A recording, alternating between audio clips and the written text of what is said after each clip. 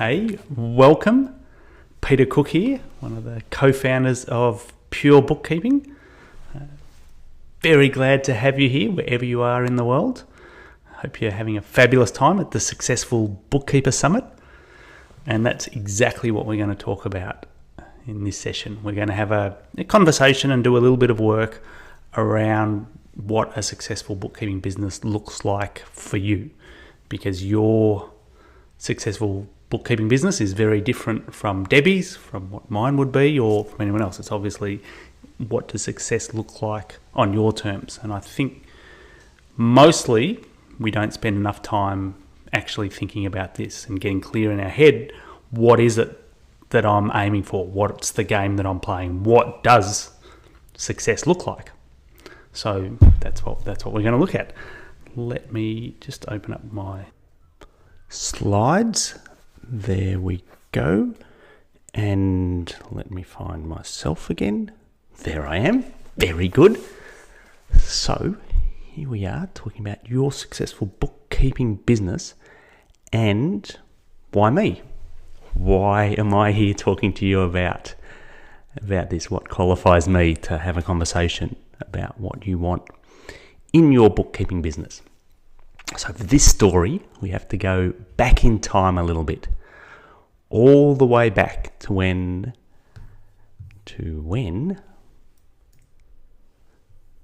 telephones looked like this, to when computers looked like this, and to when clouds looked like this. So what year, in your mind, what year do you think I'm talking about? If you're thinking somewhere around the turn of the century, wow, that makes me sound old to sound like, say, turn of the century. I always thought of that as something that was 100 years ago. If you were thinking around the turn of the century, you are correct. So this is back in 2001.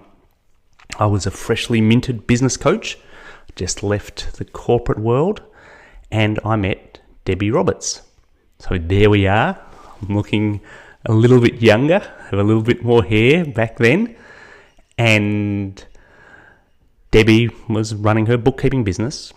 We met at a networking event and had a coffee, and she said to me that the challenge she was facing is she was full. So she didn't have any more hours to do more bookkeeping. She'd been going for a couple of years and had more people coming to her, but didn't have time to help them, but didn't want to turn them away either. Didn't want to leave people who needed help, and she wanted to help them.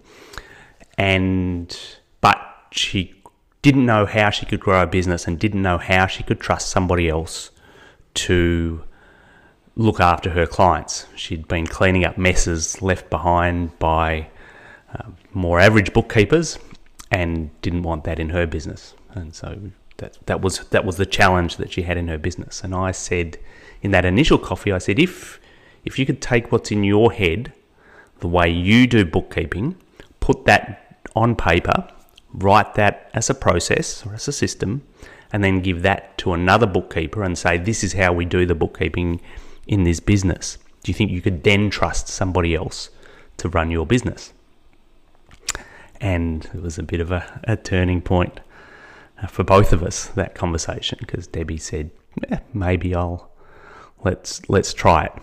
And so we spent pretty much the next decade doing that, creating all the systems in Debbie's business so that other bookkeepers could do the bookkeeping the same way Debbie would. And so that it wouldn't matter which of Debbie's bookkeepers was with a client, the outcome would be the same. And then we created, when we got into, okay, we've now got more bookkeepers, we need more clients, we created systems for how to market the business. And we then created systems when it was time to recruit bookkeepers for how to do recruiting and training and testing. And then after, almost a decade, so 2009, Debbie had 12 bookkeepers working in her business. The business didn't need her that much anymore. And we had a conversation about what's next and decided to take what we'd learnt over that journey and use that to help other bookkeepers who were trying to grow their businesses. And hence, Pure Bookkeeping was born. And what we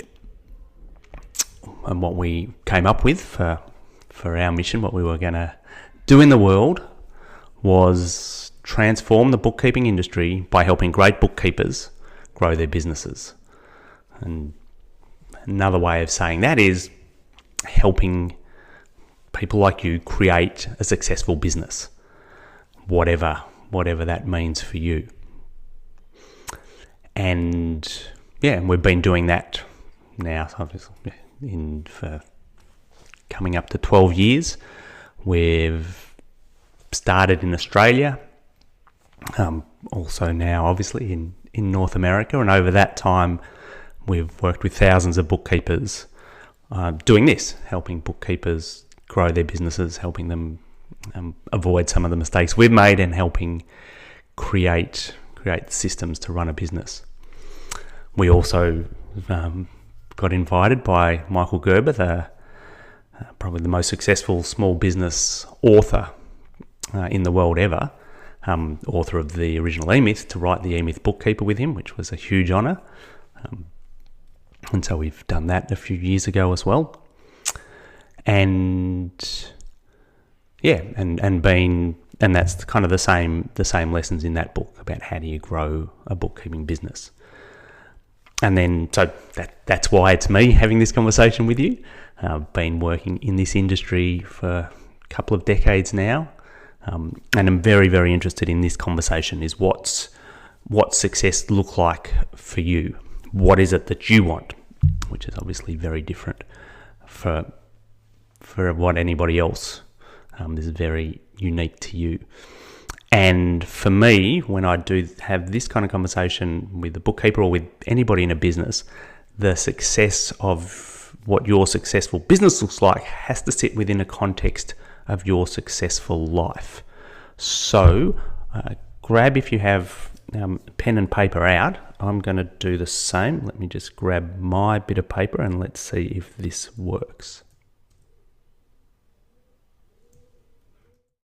It looks like that's even worked. Wow. All right. So, how I think about, just see where we are. Beautiful. This is how I think about what a successful life looks like, and this is different for everybody, and it's a kind of model for how I think about what I want in my life, and for the clients that I work with, how to think about what a successful life looks like. And whenever I'm working with somebody running a business, any type of business, their success, what they're aiming for in their business, has to fit in the context of their life. And so I want you to actually if you can, get a pen and paper. This is something I think better done kind of old school rather than with a screen and a keyboard. Obviously, anything is better than nothing, so I'd much rather you wrote something. And what I want to do here is actually do a little bit of work on your life and then your business. So, if you think about your life, let me stick that there. In these kind of 4 different domains, the left side of the model is more about, I guess, the more personal side, and the right-hand side is more the financial side. So here we have your well-being, your health, vitality, your energy, your life force. And if you think about that domain, the question here is, what do you want? And you can do this, there's a couple of ways to think about this. You can think, what do I want over the next 12 months? What do I want here in 3 years? Trish, my wife, and I have started having a conversation where I'm 48, turning 49 next March. So the big 50 is coming up, and we're planning our joint 50th. Trish turns 50 later that year, so we're planning like our 100th birthday with both of our 50ths, and we're starting a conversation about what do we want 60 to look like? How do we want our girls, we've got now 5 and 9-year-old, lucky Scarlett didn't hear me say that, 5 and 9-year-old daughters. By the time we're 60, they'll be much more grown up, obviously, and we're having the conversation about how do we want to make sure that we're fit, healthy, active at 60, and what have we got to do now? And that obviously fits really well in this well-being category. So what do you want in a year, in 3 years, in 10 years? And another axis here is, what do you want to start? What do you want to stop? What do you want more of? And what do you want less of? So if you think about your well-being, is there anything you want to start doing? Is there anything you want to stop doing? Is there anything you want more of? Is there anything you want less of? More sleep might be a good one. And down here we have relationships.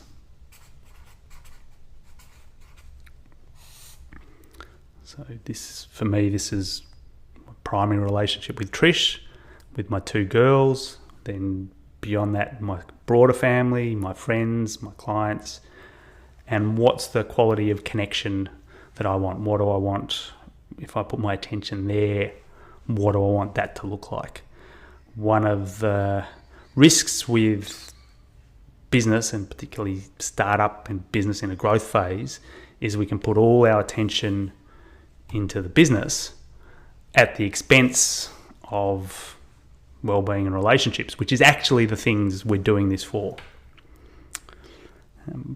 Moving back around here, there is money, and this is your personal finance rather than the money in the business. How much money do you want to have? How much is enough money? What's financial independence look like for you? How's your relationship to money? How do you want that to change? What do you want that to be in 10 years? What do you want your personal balance sheet to look like in 10 years? And again, we want the business to feed that. If we're part of the purpose of a business is to create wealth, then we want to make sure that we're not just spending more money as we make more money. And we could run a whole summit just around that, not just the whole session. But that's one of the things that it's also useful to say, where do you want to be? What do you want more of? What do you want less of? What do you want to start? What do you want to stop in the domain of money? And then finally, the final domain is work or business. We'll say in our case, given we're all here running bookkeeping businesses. So what do you want in your business? What do you want your business to look like in a year, in 3 years, in 10 years? And I'm going to drill down on that a little bit in a second, but perhaps before we get there, if there's anything that you can think, this is what I want to start, this is what I want to stop, this is what I want more of, this is what I want less of, they're really useful questions to ask around your business. More clients, less stress, perhaps. And then what are the things you need to start doing and stop doing in order to get that? They're really useful questions to keep coming back to. It's something that I personally revisit in each domain, ideally every 3 months, but definitely every year. Come back to these big questions and say, in these different domains, what do I want? And then in the middle is that's you, and that's where I put anything.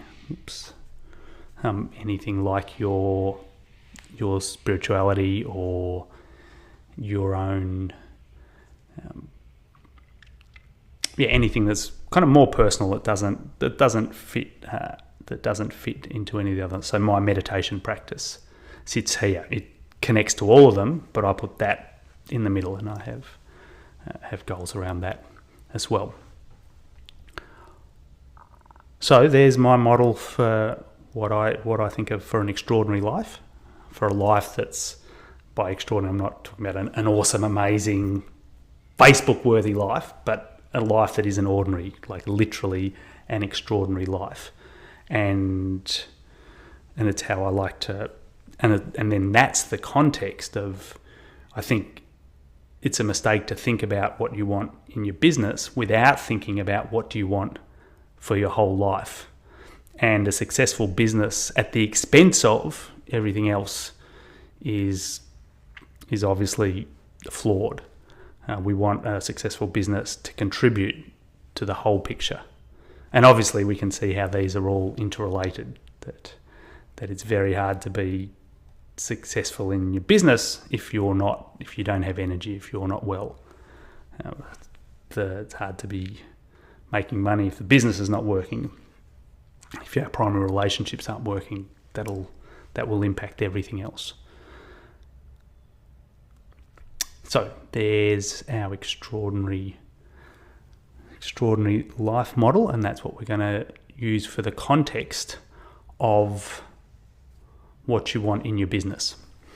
And so let me just switch back to talking to you. So as we're thinking about what we want in our business and getting a little bit more granular, the mistake here is to work out how to get it. So, and even in this bit, kind of how I want to kind of play make-believe for a little bit. If you could wave your magic wand and have it exactly how you want it, how would that be? If you start already filtering how do we get from where I am now to that'll block the process. We want to start with this being just letting this come, and later worrying about how to get there. And the main thing about this is firstly, the clearer you get about it, the more likely it is to happen. And if we get clear, we can almost forget about it. And all you need to do is work out what's the next step to take in that direction. So, on a new bit of paper, you can write what I want for my business or my vision. And I'm just going to ask you a bunch of questions for you to answer. So the first one is, how big do you want it to be? What's the number? What's the number of, like, if you think about how big is it? How big is it? How many clients would you like to have? And whatever that number is there, just trust that, write that down. How many staff would you like to have? You've waved your magic wand, you have your perfect business. How many people are on the team? What's the revenue? How much money is this business turning over? What sort of clients have you got? Who are the types of people that you're working with? How big are they? What do they do?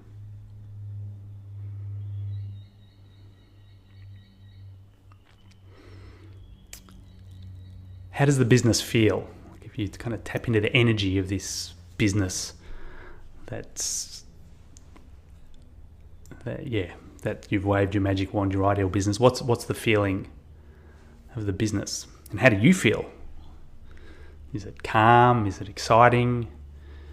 Are you proud? What's the impact of this for your family and for your life?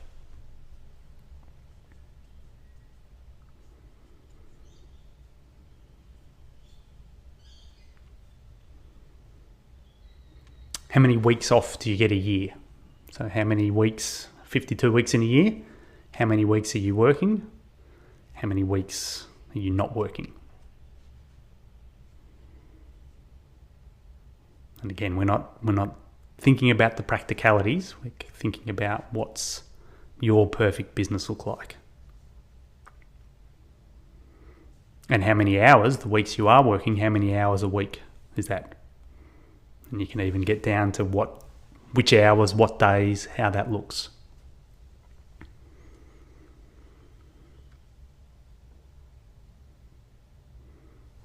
And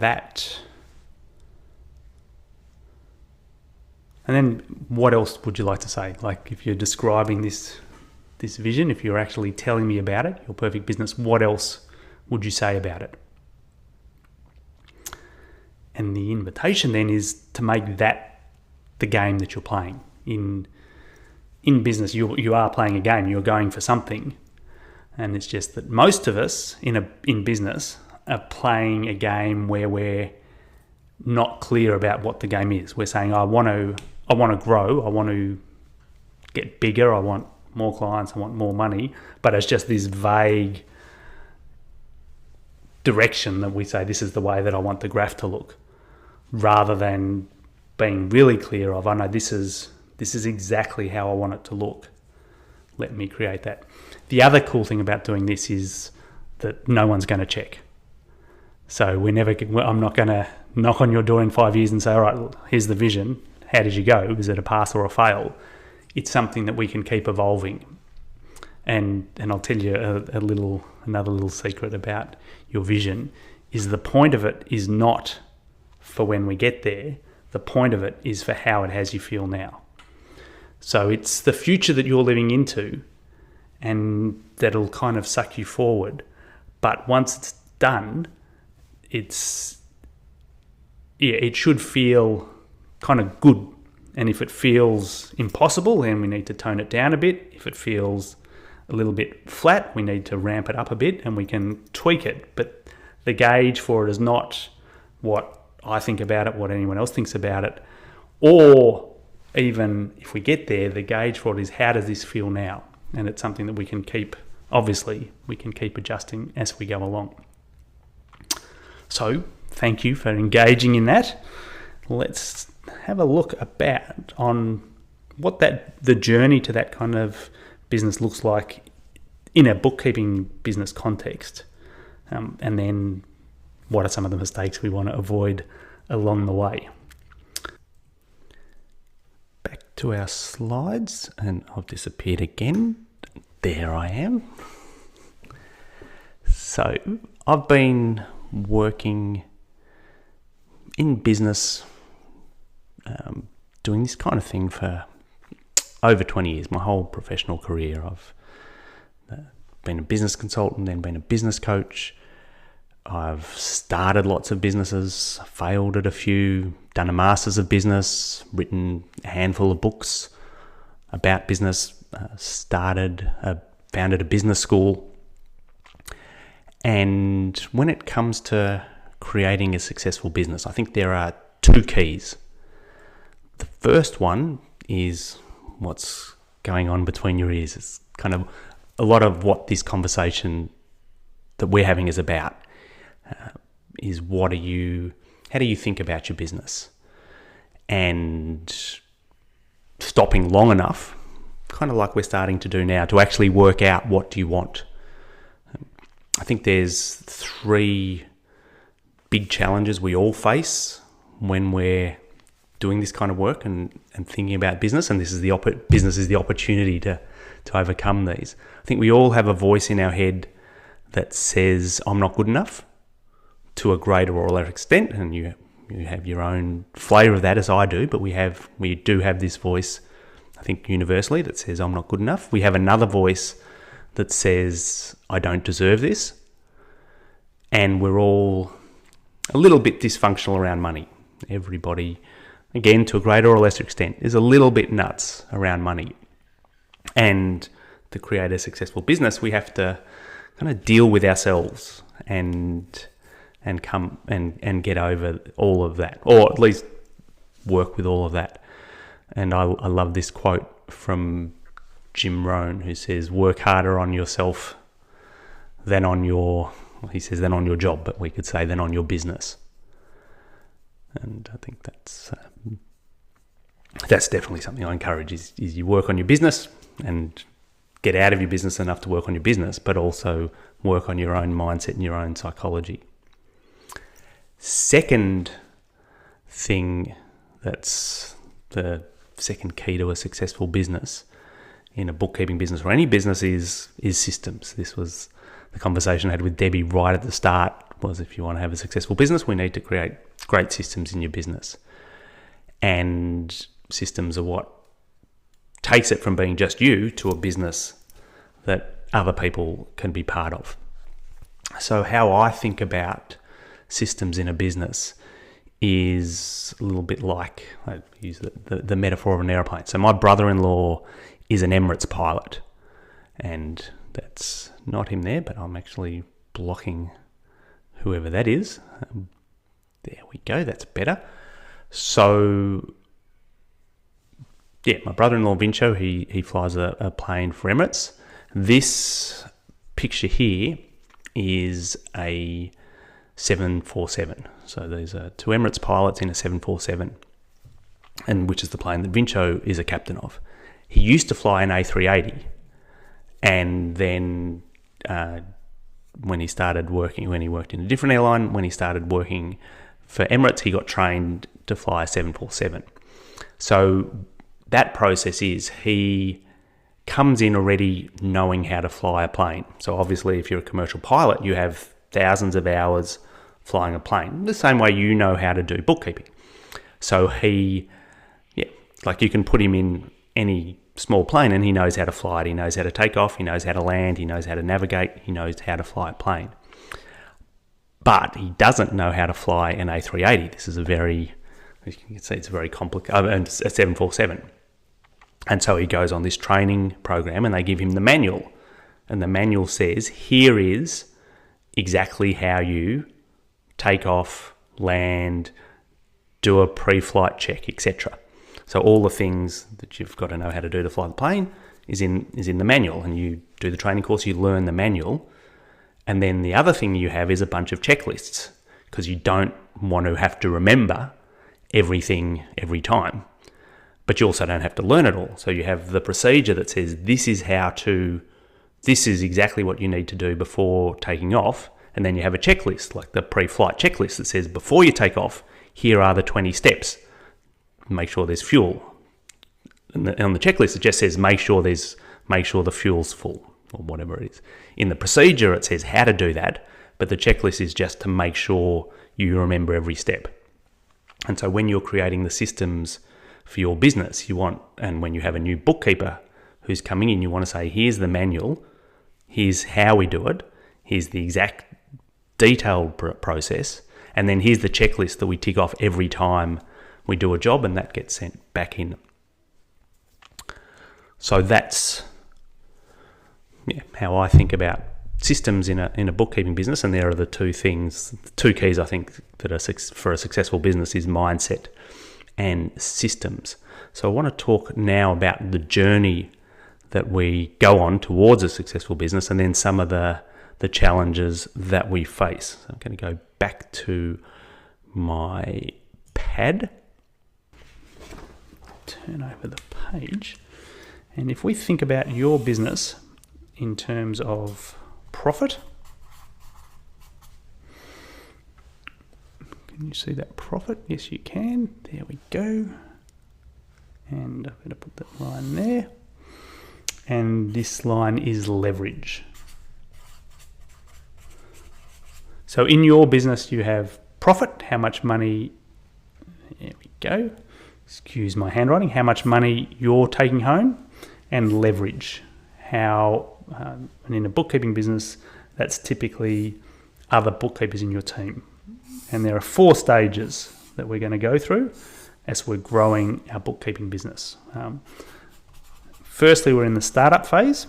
This is where we have typically not much profit because we've just started, obviously, and not much leverage. It's just you. We then jump up to a successful practice. So this is just you on your own, but full, doing 30, 35 hours chargeable work a week, full client list. And ideally, our benchmark for here is turning over $100,000. So successful practice, you on your own. And then we have a decision to make is, do we now switch to a business? And if we transition down here, so this is the transition to business phase, we're now starting to hire other bookkeepers.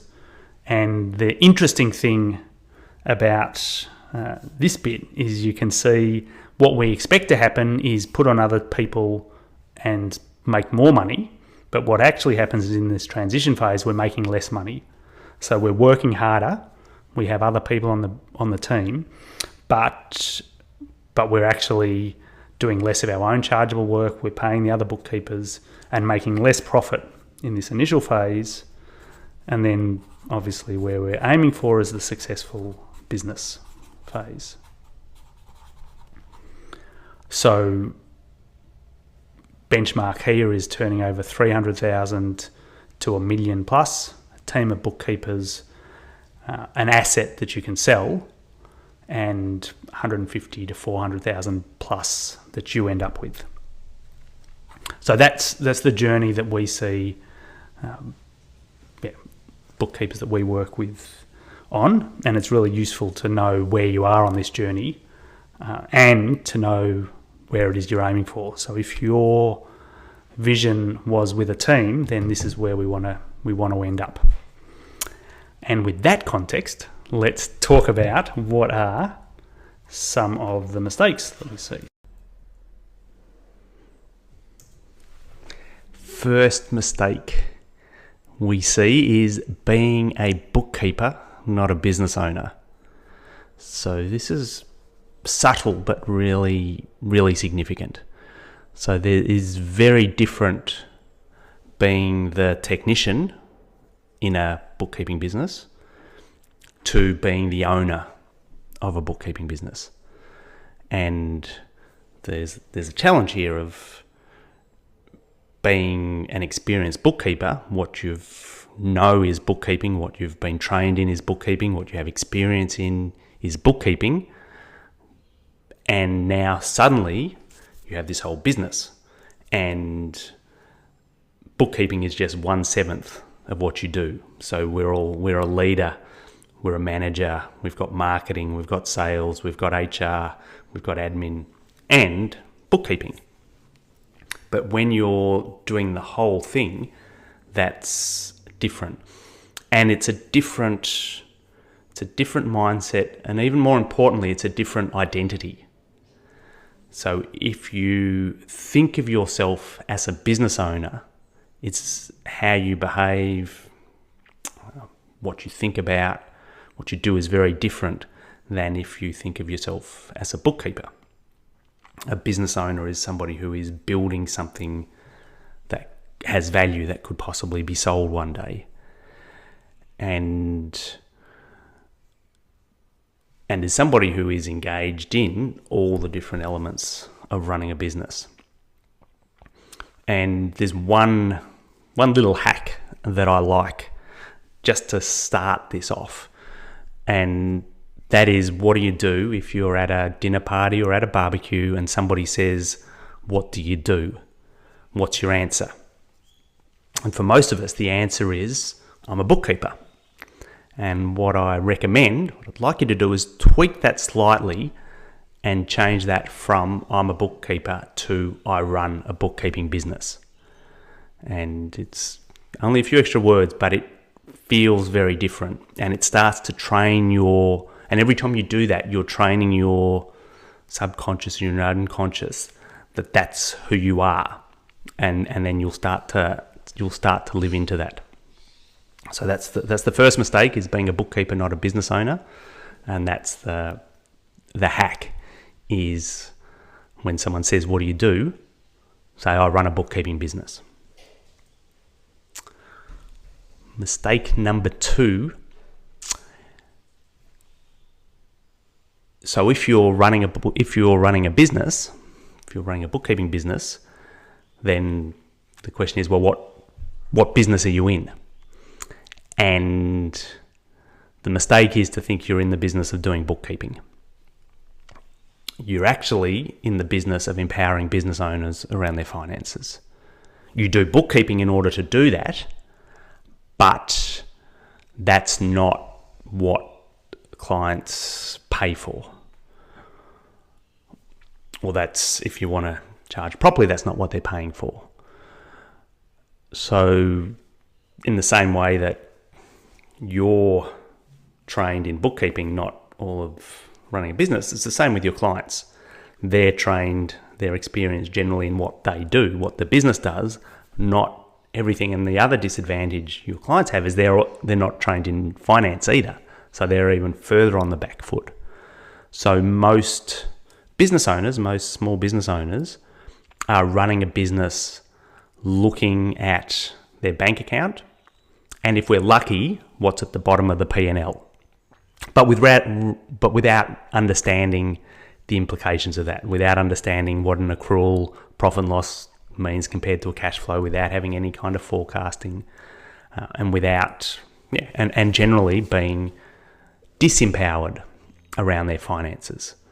So most business owners are anxious around cash flow, around money, around paying wages, around tax bills. And if you can help, so if you're my bookkeeper and you can help me understand the finances better and therefore make better decisions and therefore grow my business, that's gold. And that's worth paying whatever you charge for.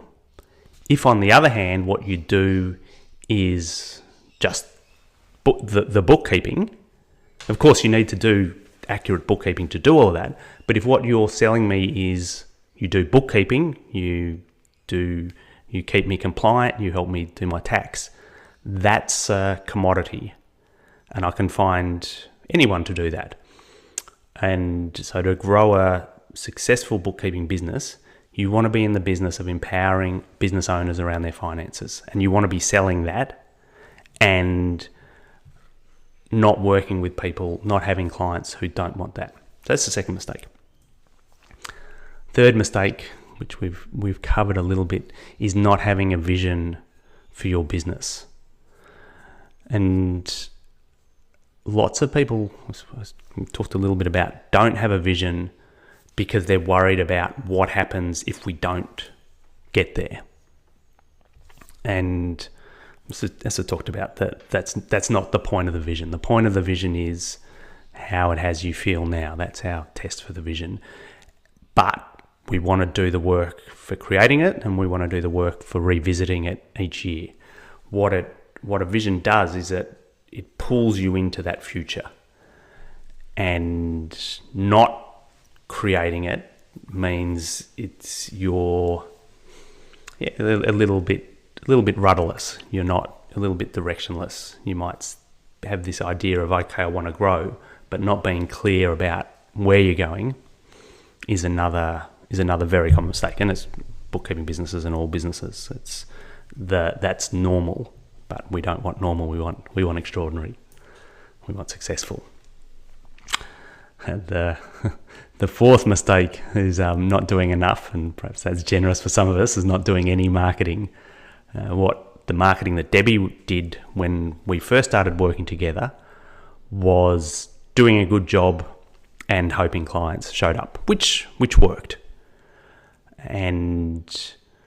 But it worked to the degree to get her full, not necessarily in a predictable way to keep bringing in clients and to be able to fill up the rest of her team as she put them on. So, but the challenge that we often face, Debbie faced, and a lot of bookkeepers, is it feels like marketing is very different from bookkeeping. That if bookkeeping is kind of me on my own, the reason I became a bookkeeper is because I don't want to be a marketer or a salesperson, and we have this picture in our mind that has to be extroverted and loud and out there, and that's what marketing looks like. And what we want to do is create a way of marketing that's authentic for you, that you're successful at, maybe even enjoy. And a lot of the systems that created for Debbie and then in the pure bookkeeping system are, how do you do marketing if you're someone who's like Debbie, if you're not loud and out there and extroverted, and do it in a way that's authentic and that works. How do you network? How do you meet with accountants? How do you do marketing on the internet? How do you talk to people you know? What's a whole marketing plan and a marketing strategy that works for you and that will help you grow your business? And the mistake here is not is kind of ignoring it and hoping it goes away. And then the final mistake, which alluded to earlier too, with the keys to a successful business, is not having systems.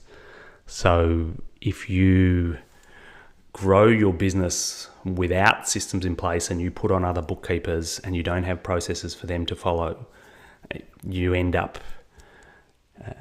when we talked about this, growing the leverage but losing profit and increasing the stress.